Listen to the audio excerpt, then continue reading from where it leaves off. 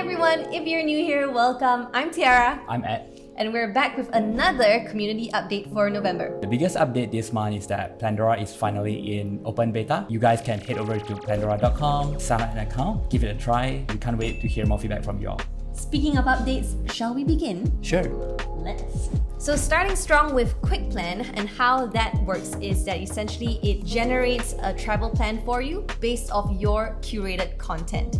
And Ed, how is this different from asking, say, ChatGPT to plan a travel plan for you, or going to a website that has 10 things to do in Tokyo? Yeah, so often those are all the random recommendations of places without any context. How is it different for Quick Plan is that it actually generates based on all the locations that you have saved before. The biggest benefit of Quick Plan is that it helps the travel planner have a stress-free start, right? It saves them time because you're not planning from a blank canvas. You're not starting from ground zero, right?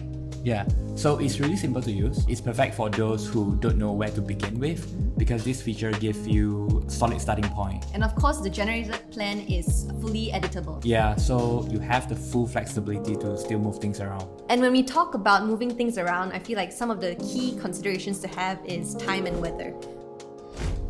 Which, funnily enough, I feel not many people consider. What do you think, Ed?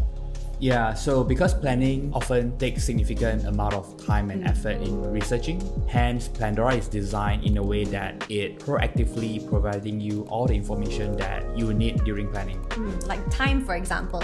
You don't want to go all the way to a location only to find out that it's closed during that day. Or if you're planning for an outdoor activity and it rains.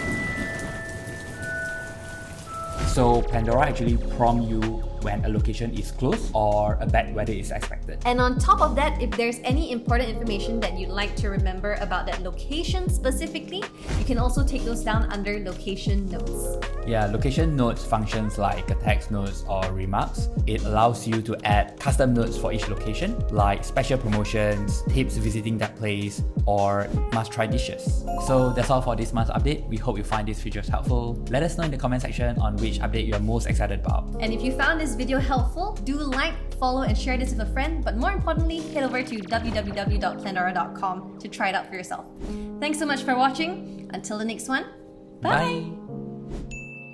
So the biggest update this month is that Plandora is now in open beta. Woo!